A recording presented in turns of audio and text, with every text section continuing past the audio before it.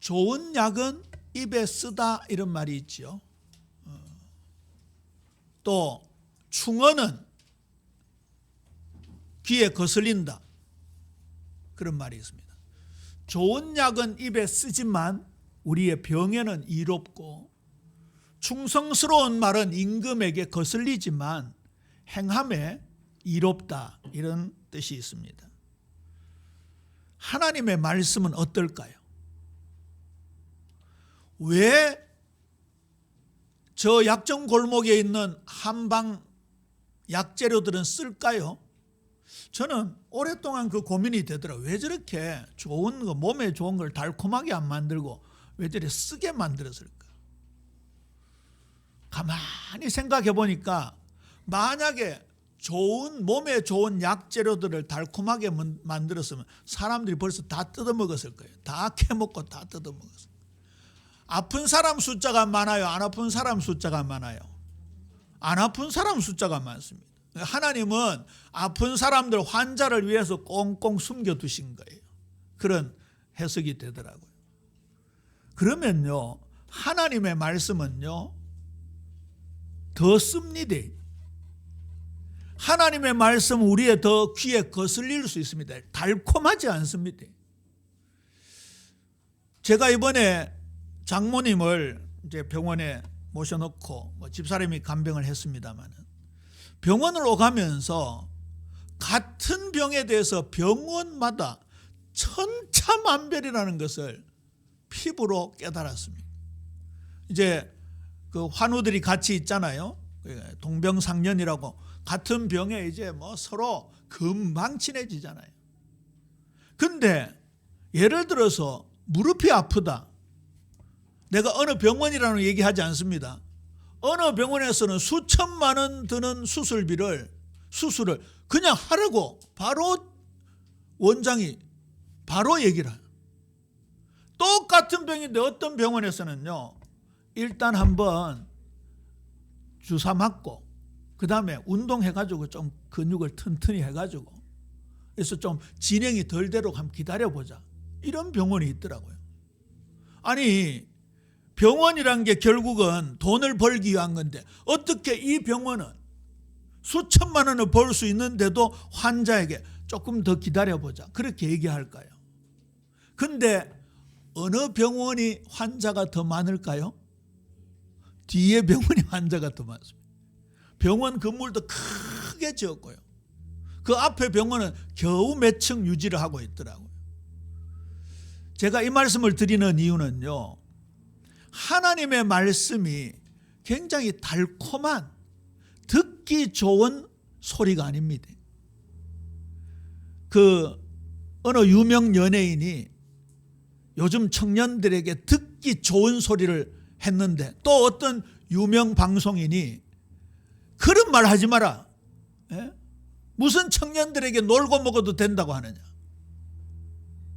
열심히 피 터지게 싸워가지고 열심히 살아도 먹을 똥 살 똥 모르는데 왜 달콤한 말을 하느냐. 그게 유명한 비교 영상으로 나오더라고요. 어느 말이 맞을까요? 우리가 달콤한 말을 듣는 게 옳은 걸까요? 아니면 들어야 될 말을 들어야 옳은 것일까요? 하나님의 말씀은 달콤한 말이 아니라 들어야 될 말씀인 줄로 믿습니까? 이거는요, 거슬려도 들어야 되고요, 써도 먹어야 되는 거예요. 오늘 예수님께서 이제 예루살렘에서의 마지막 설교예요. 보통 예수님께서 외쳐 이르시되, 이건 잘 없거든요. 44절을 보세요. 예수께서 외쳐 이르시되. 요한복음에 딱 3번 나옵니다. 성전에 올라가셨을 때 예수님께서 외쳐 이르시되, 그 초막절 끝날, 명절 끝날 서서 외쳐 이르시되, 오늘 이 본문이 외쳐 이르시되. 아마 바리새인, 서기관, 제사장들을 비롯한 종교 지도자들은 이 자존심이 있어서 예수님 발 앞에서 이렇게 간절하게 사모하면서 들었던 게 아니고 저 멀찍이 숨어서 들었을 거예요. 오늘 이 메시지는 유대인들을 향한 아주 간절하고도 전곡을 찌르는 메시지인데요, 저 숨어있는 유대 종교 지도자를 향해서도 들려주시는 말씀이었을지도 몰라요. 저와 여러분이 오늘 이 말씀을 마음에 새기는 은혜가 있게 되어지게 되기를 주님의 이름으로 축원합니다. 빛이냐 어두움이냐, 구원이냐 심판이냐. 오늘 이 짧은 본문 안에 빛, 어두움, 믿음, 생명, 심판, 구원, 영생이라는 단어가 계속 나오지요. 그동안 예수님께서 무엇을 선택할 것인가? 빛이냐 어두움이냐, 생명이냐 사망이냐, 진리냐 비진리냐, 영이냐 육이냐, 이 말씀을 계속 해오시는 가운데 오늘 마지막으로 큰 소리로 이 말씀을 하고 있는 거예요. 그래서 우리에게 무엇을 선택할 것인가 요구하고 계시는 거예요. 오늘 우리 예빈 모든 성도님들이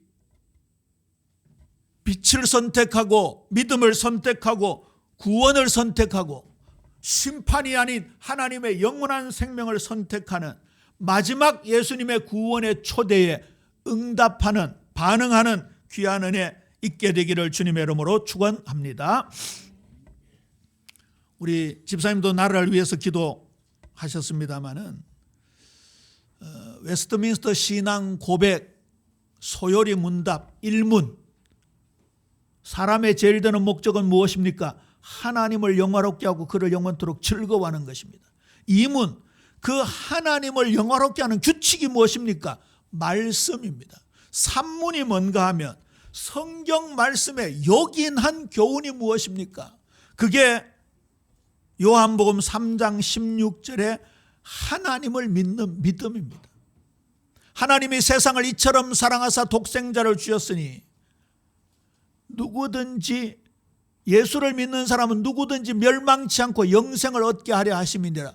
그게 하나님께서 우리에게 요구하시는 믿음입니다. 성경에서 영생을 얻는 줄 알고 성경을 상고하거니와 이 성경은 나에 대하여 증언한 것이니라. 그거 믿는 겁니다. 그 다음에 산문에 두 번째 질문이 있습니다.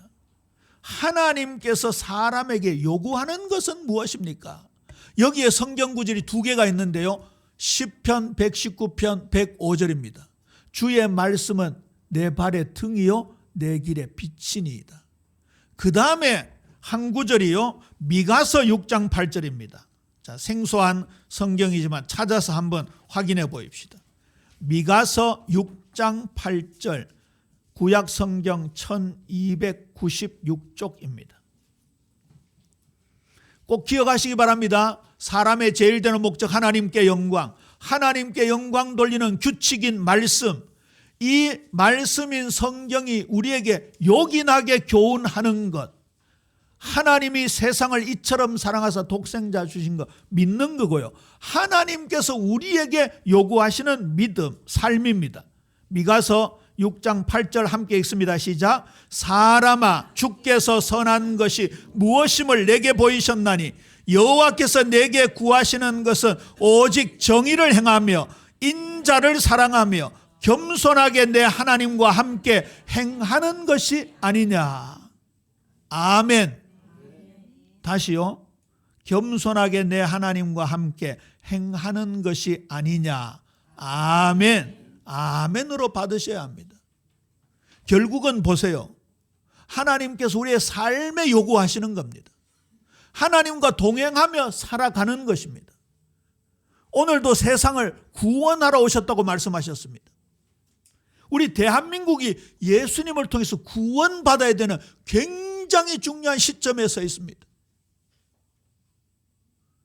뭐 이쪽 말 저쪽 말 아무리 들어도요 헷갈릴 따름입니다. 희망이 조금도 보이지 않는 캄캄한 시절을 우리가 살아가고 있습니다. 여기에 우리 주님 예수님은 세상을, 대한민국을 구원하려 오신 줄로 믿습니까? 우리 대한민국 구원받는 방법이 뭘까요? 우리가 구원받는 거, 예수 믿어 영혼 구원받는 거, 우리 삶에서 구원받는 거 맞지요? 그런데 우리 대한민국이 구원받는 건 뭘까요? 미가서 6장 8절 말씀. 우리가요 이 말씀 내 삶 속에서 적용되어지고 이 말씀 따라 우리가 살아가게 될 때에 이 어두운 대한민국에 오늘 예수님이 우리에게 주신 생명의 빛이 증거가 되어지는 거예요. 대한민국 모든 사람들이 교회에 등록해서 교인 되는 게 아니에요. 우리 그리스도인들이 생명의 빛을 발하는 거예요. 진짜 오늘 2부 예배 때 우리 저하고 박 목사님에게 질문이 들어왔더라고요. 그 질문 중에 제가 하나 대답할 부분인데 그때 자세히 말씀드리겠습니다만, 진짜 우리 성도들이 이 삶 속에서 어떻게 하는 것이 이 복음을 전하는 것인가, 이 부분 다시 한번 정리하고 생각해야 되는 부분입니다. 오늘 말씀이 우리 성도님들의 삶의 지표가 되어서 우리 예수님 예루살렘에서 마지막 설교에 강하게 강조하시고 요구하시는 이 말씀이 나의 삶에 그대로 이루어지는 은혜 있어야 될 줄로 믿습니다. 영생의 길과 멸망의 길, 축복의 길과 저주의 길 중에 나는 무엇을 선택할 것인가? 너무나 당연하지요. 영생을 선택하고 축복을 선택하고 믿음을 선택하고 생명을 선택하고 진리를 선택하는 게 너무나 당연하지요. 그런데 보세요. 요한복음에 예수 믿는 사람이 여러 단계가 있는 걸 볼 수 있습니다. 최근에 본 말씀이잖아요. 분명히 간원들 중에 예수 믿었는데, 소경 바디메오의 엄마 아빠가 예수 믿었는데 출교를 두려워해서 감추었습니다. 빌립 같은 경우는 예수님을 따른 제자였습니다. 그런데 계산했습니다. 상당한 믿음의 소유자였던 마리아와 마르다가 지금 예수님을 믿지 못했습니다. 이번에 요한복음 말씀이요, 우리에게 이 복음의 너비와 길이와 높이와 길이의 어떠함을 깨달을 수 있도록 너무너무 중요하게 주신 말씀입니다. 이 말씀을 계속 다시 되새기고 전념해서 이 말씀이 진짜 나의 것 되어야 되겠죠. 성경에는 여러 가지 선택의 말씀이 나오는데 그 중에 롤 모델이 여호수아입니다. 여호수아가 가나안을 정복했잖아요. 이스라엘 백성들에게 지파별로 땅을 나누어 주었습니다. 그러면서요, 이방 신들을 치워버리고 마음을 이스라엘의 하나님 여호와께로 향하라고 말씀하면서 여호수아 24장 15절에서 자신의 선택을 고백하고 있습니다. 우리의 선택이 되기를 소원하면서 함께 읽습니다. 시작. 만일 여호와를 섬기는 것이 너희에게 좋지 않게 보이거든 너희 조상들이 강 저쪽에서 섬기던 신들이든지 또는 너희가 거주하는 땅에 있는 아모리 족속의 신들이든지 너희가 섬길 자를 오늘 택하라. 오직 나와 내 집은 여호와를 섬기겠노라. 아멘. 오직 한 번 더 읽읍시다. 시작. 오직 나와 내 집은 여호와를 섬기겠노라. 이스라엘 백성들이 그 여호수아의 간절한 마지막 고별 설교를 듣고 우리가 결탄코 여호와를 버리지 않겠노라 화답했습니다. 그러나 어떤 일이 벌어졌습니까? 한참 후의 일이겠지요. 열왕기상 18장 21절에 보면 바알과 아세라 선지자들을 갈멜산으로 불러서 이 엘리야가 영적 전투에 큰 대결을 하게 됩니다. 그때까지도 이스라엘 백성들이요, 바알 종교의 영향을 받고 있었습니다. 그 가나안 지역에 많은 우상들이 있었잖아요. 대충 여러분들 들었던 그 우상이 다곤 같은 거 있잖아요. 그 다음에 몰록, 밀곰, 아세라 이런 여러 신들이 있었습니다. 이스라엘 백성들은 요한복음에서 얘기하는 영 중심이 아니고 육신 중심이었습니다. 진리를 쫓아가지 않고 거짓을 쫓아갔습니다. 빛을 따라가지 않고 어둠의 자식들로 살았습니다. 그러니까 여기 또 머뭇하고 있는 거예요. 이때 엘리야 선지자 일가를 보세요. 너희가 어느 때까지 둘 사이에 머뭇하려는, 여호와가 만일 하나님이면 그를 따르고 바알이 만일 하나님이면 그를 따를지니라. 이스라엘 백성들이 어떻게 된지 아십니까? 옛날 출애굽해서 가나안에 정착할 때 그 조상들과 달랐습니다. 백성들이 한마디도 대답하지 못했어요. 이 질문이 오늘날 우리에게도 지금 주어지는 질문 아닐까요? 무엇을 선택할 것인가? 여호수아가 엘리야가 한을 가지고 이스라엘 백성들에게 선포하고 요구하는 선택입니다. 오늘 예수님께서 굳이 우리말로 따지면요, 한을 가지고 선포하는 거예요. 외쳐 이르시되, 외쳐 이르시되. 예수님은 하나님께로부터 보내심을 받은 분이십니다. 나를 믿는 자는 나를 믿는 것이 아니요 나를 보내신 이를 믿는 것이니라. 여기 우리가 예수님 믿을 대상이 아니다 그 말이 아니죠. 당시 유대인들을 향하여 말씀하고 있는 겁니다. 그들은 나사렛 예수를 이단 괴수로 취급하고 그저 목수의 아들로 천하게 취급했습니다. 우리 요한복음 말씀을 나누면서 이스라엘 백성들 유대인들이 예수님을 부를 때 야 아주 이렇게 비하하는 정도의 그런 언어가 나왔다는 얘기를 들었잖아요. 그러니까 예수님께서는 유대인들을 향해서 그들의 가장 섬기는 하나님을 진짜 믿으려면 나를 통해서 믿어야 된다는 것을 강조하고 계시는 것이죠. 요한복음 12장 45절입니다. 나를 보는 자는 나를 보내신 이를 보는 것이니라. 말씀을 통해서 예수님을 바라보고 하나님이 우리 눈에 가득 차는 은혜가 있어야 될 줄로 믿습니까? 하나님이 보여야 하는 것입니다.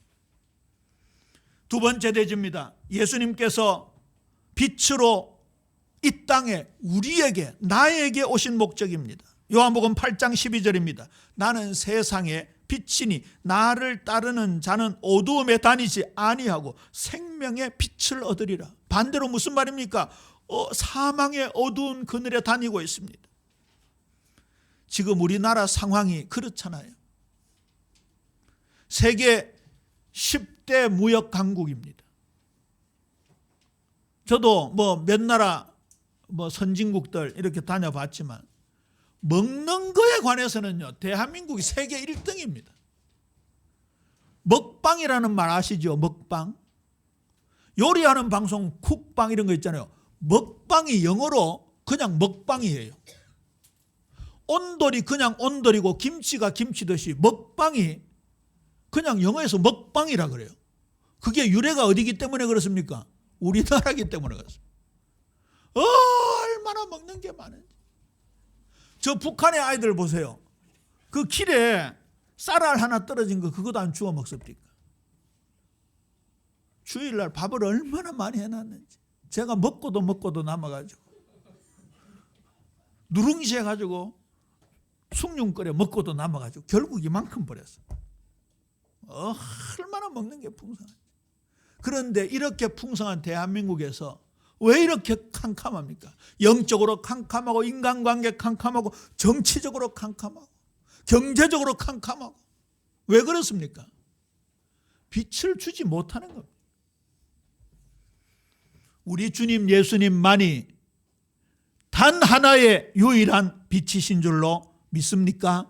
그러면 우리가 사망의 그늘 아래 다니지 않는다고.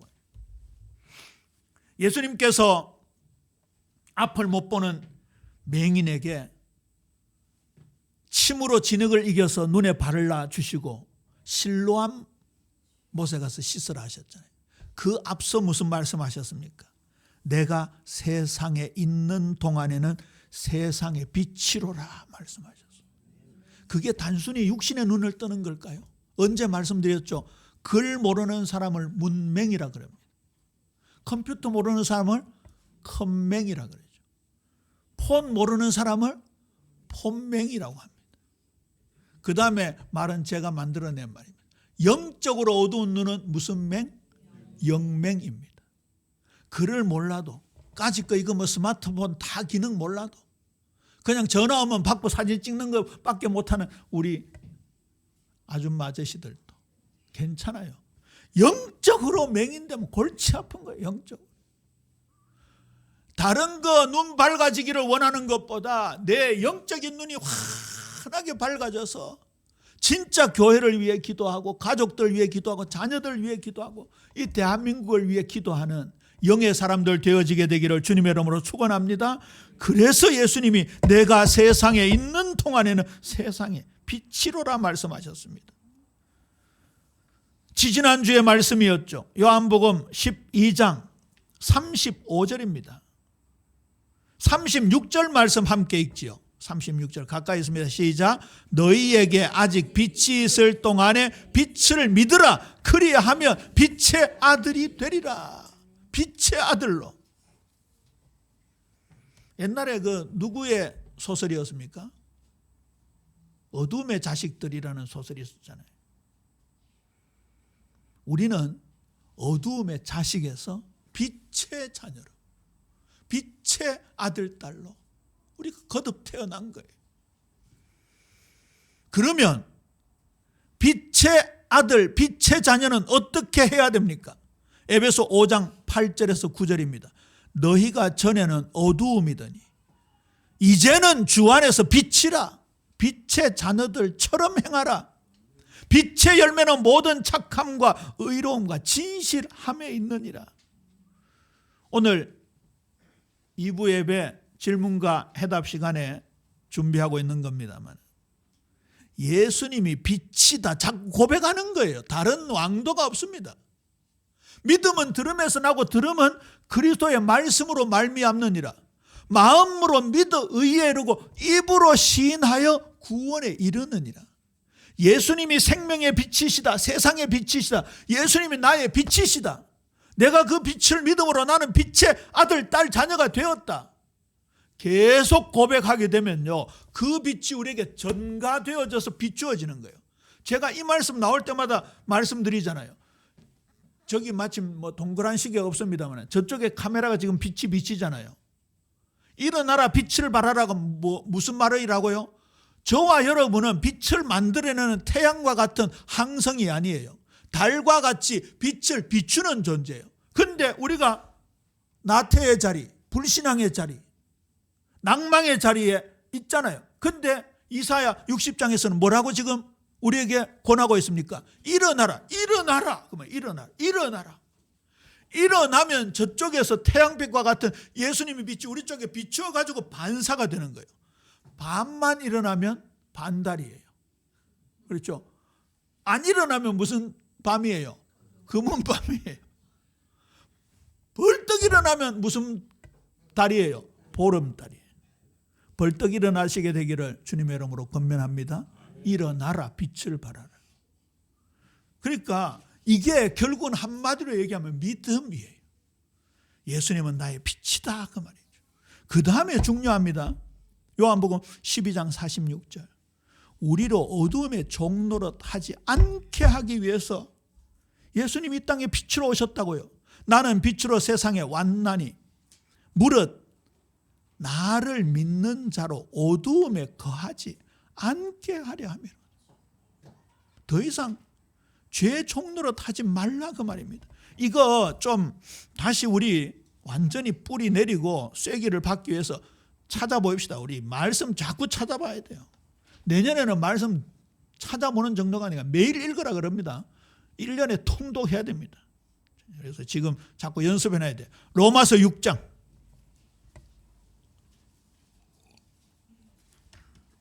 로마서 6장 6절 7절. 지난번에 6절 말씀드렸는데 오늘 7절까지 있습니다. 로마서 6장 6절 7절 함께 읽습니다. 시작. 우리가 알거니와 우리의 옛사람이 예수와 함께 십자가에 못 박힌 것은 죄의 몸이 죽어 다시는 우리가 죄에게 종노릇 하지 아니하려 함이니 이는 죽은 자가 죄에서 벗어나 의롭다 하심을 얻었음이라. 아멘. 이는 이라는 단어는 왜냐하면 그 뜻이거든요. 그러면 7절에 너희가 죄에서 벗어나 의롭다 하심을 받았다 이 말은 교리적으로 무슨 단어입니까?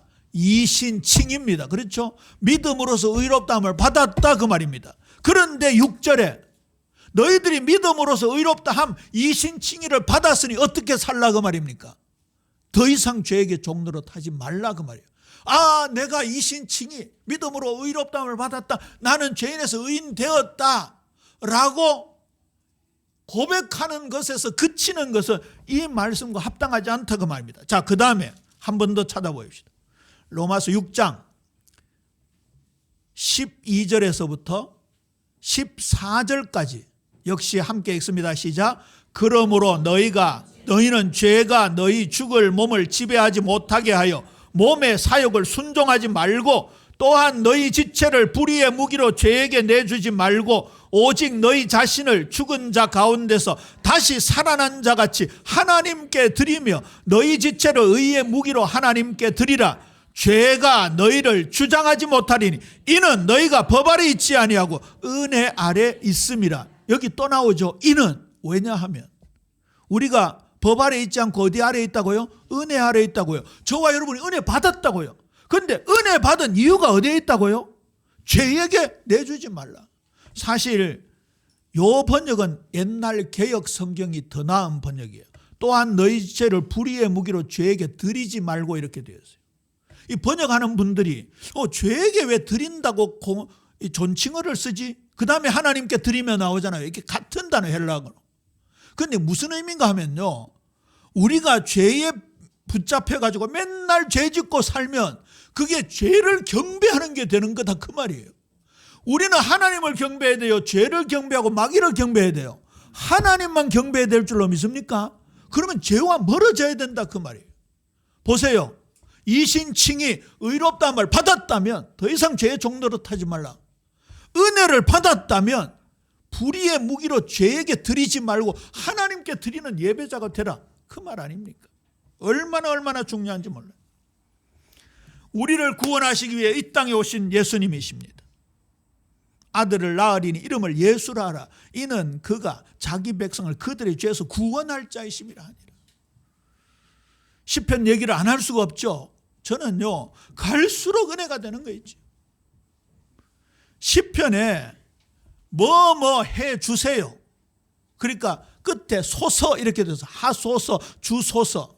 소서만 제가 찾아봤더니요, 거의 500개 가까워요.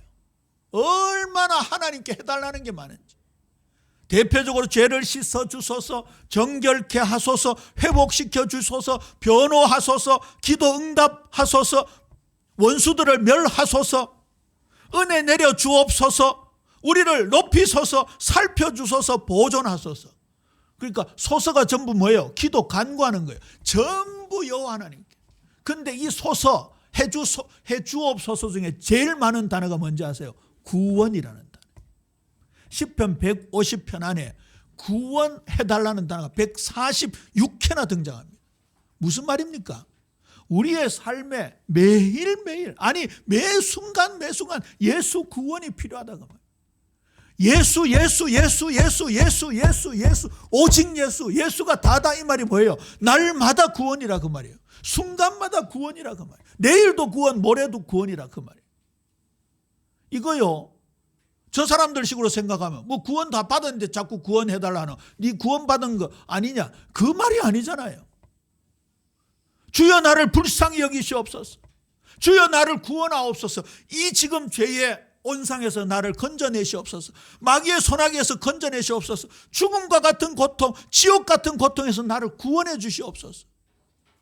이게요 풍성해지니까 바울은 그걸 근거로 해서 오직 예수라 이 말이지, 우리가 뭐 사과 따먹은 죄, 거짓말한 죄 그거 용서해 주셨다, 그래서 오직, 그 개념이 아니다 그 말이에요.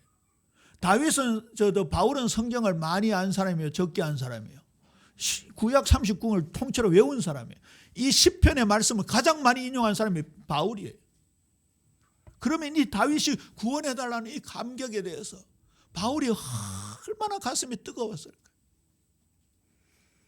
진짜 오늘도 아니에요. 순간마다, 내일도, 우리 일생. 그래서 예수 구원이고, 모든 것에서 구원이고, 그래서 오직 예수 그 고백하고, 그래서 예수님이 다다 그 고백하고, 어쩌면 이렇게 예수 이름이 풍성하냐, 이 복음이 어쩌면 이렇게 무한광대하냐, 하나님의 능력이 얼마나 대단하냐, 이런 고백이 돼야 되는 거예요. 그냥 그저 교리 나와 있는 대로, 여기 무슨 요약된 어떤 책에 나와 있는 대로 하나님을 고백하는 게 아니라 말씀을 근거해서 내가 하나님을 체험하고, 또 다윗의 고백을 가져오면은요, 그 고백을 대신 나도 이 고백하면서 살기를 원합니다. 그럴 때 우리에게 이 풍성한 축복이 주어지는 거예요. 요한복음 3장 16절 잘 아시지만 17절 보세요. 하나님이 그 아들을 세상에 보내신 것은 세상을 심판하려 하심이 아니요 그로 말미암아 세상이 구원을 받게 하려 하십니다. 아까 대한민국이 구원받아야 된다는 말씀 드렸잖아요. 예수 믿는 사람들이요, 내가 있는 현장, 인간관계 속에서요, 예수 생명의 빛을 발하는 거예요. 제가 언제 그 말씀 드렸잖아요. 장로님 CEO가 있다고 생각해 봅시다. 사실 회사 회장님 대표들은 노는 물이 다르잖아요. 같이 취미 활동을 한다, 같이 운동을 한다 해도 전부 같이 만나보면 전부 고급차, 벤츠, 마이파워, 또 있어요? 벤틀리 이런 거 타고 하잖아요. 람보르기니 이런 거 타고 하잖아요. 그러면요, 내가요 G90 타고 가면, 우리 교회에서는 G90 타면 진짜 최고급인데 사장님들끼리 모인 데서는 G90이 초라해 보여요. 그러니까 이제 뭐 타고 싶은 거예요? 벤츠 타고 싶은 거예요. 그 다음에 마이바흐 타고 싶고 벤틀리 타고 싶은 거예요. 그러면 어떻게 합니까? 회사 직원들 옥죄는 거예요. 월급 어지간하면 작게 주려고 그러고 적게 주려고 그러고. 그리고 어디 거래를 하더라도 자꾸 빼먹으려고 그러고. 그 장로님이 직원들한테 모아놓고 예배하고 월요일마다 예배하고 네 예수 믿으라 그러면은 사장님이 가니까 언제 한번 갈게요 하지만 속으로는 무슨 생각하겠어요? 니나 잘 믿으라. 온갖 불법 탈법 다 하면서 어떻게 그게 빛이 발할 수 있겠어요?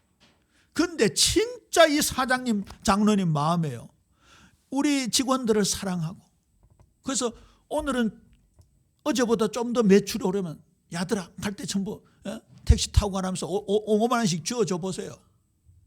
그리고 벤츠는 아니더라도 G90 정도 타고 그렇잖아요.